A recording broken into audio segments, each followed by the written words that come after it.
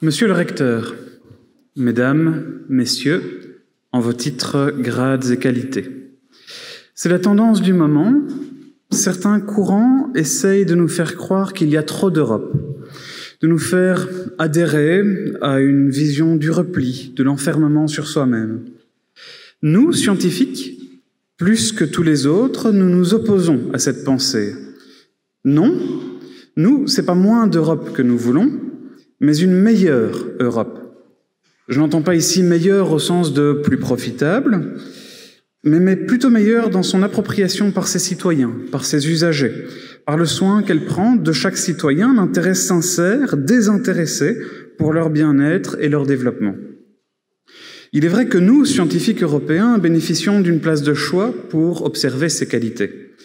Prenons l'exemple de Nice. La mobilité au sein de Nice, pour les étudiants comme pour le personnel enseignant, est florissante. Pour autant, nous ne pouvons pas nous reposer sur nos lauriers. Pour prendre tout son sens aussi sur le volet scientifique, pour devenir meilleur, Nice devra encore progresser dans son accessibilité en termes de recherche. L'identification, la communication claire de chaque membre autour de ces grandes thématiques de recherche devra permettre l'établissement de collaborations scientifiques durables entre les universités membres et faire émerger un fourmillement de collaborations individuelles par-delà les grandes politiques institutionnelles. Pour autant, il serait injuste de laisser entendre que cette meilleure Europe n'existe pas encore.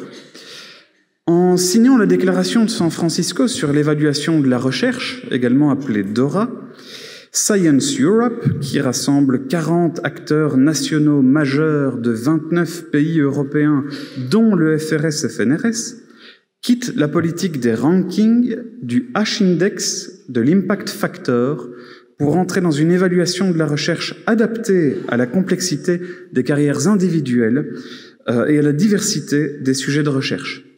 L'UMONDE s'inscrit dans cette logique en étant signataire de l'Agreement on Reforming Research Assessment, qui est dans cette continuation.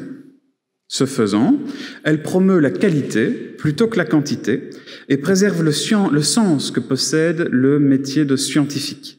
Ce sens est celui qui est reconnu par la Cour constitutionnelle sous le nom de liberté académique. Il s'agit tout simplement de la liberté de mener des recherches dans l'intérêt du développement du savoir et du pluralisme des opinions. Je reprends ici donc des idées qui ont été développées par Michel Pag, doyen de la faculté de droit de l'Université de Liège. Or, ces avancées vers une recherche meilleure ne sont pas unanimes et restent un combat quotidien. Dans sa déclaration de politique communautaire, le nouveau gouvernement de la Fédération Wallonie-Bruxelles conditionne certaines mesures à l'évaluation des professeurs basée sur des rankings et sur le corps australien. Corps australien qui s'est fendu en avril 22 d'un document relativisant les apports de la déclaration de San Francisco. Cet aspect de la déclaration de politique communautaire est donc en profond désaccord avec les valeurs portées par DORA et donc en désaccord avec la notion de liberté académique. En particulier, le rythme et le degré d'approfondissement des recherches font partie du champ de la liberté académique tout autant que l'objet de la recherche. En somme, il est exact que le pouvoir politique ne pourra pas nécessairement financer toutes les recherches proposées, mais il ne peut pour autant pas lui appartenir de définir comment sont choisies celles qui seront financées, ni de revenir en arrière sur l'évolution de l'évaluation de la recherche. Je reprends à présent des propos de Xavier Delgrange, premier auditeur chef de section au Conseil d'État. Pour obtenir un monde universitaire meilleur, l'ARES incitait déjà en 2017 à un refinancement majeur de nos universités. Le risque identifié est de dépendre du financement privé ou de financement qui défavorise la recherche fondamentale au profit de la recherche appliquée, en outre de précariser les scientifiques. Or, ce qui était alors considéré comme un risque est déjà la réalité de nos universités. Les scientifiques passent aujourd'hui un temps considérable à chercher des financements, y compris simplement pour payer les droits de publication. Les financements privés ne sont pas enclins à favoriser des opinions divergentes. Les collaborations sont mises à mal par la mise en concurrence des chercheurs. Le manque de personnel et la surcharge pédagogique interdisent à certains scientifiques tout travail de recherche substantiel pendant des semaines ou des mois.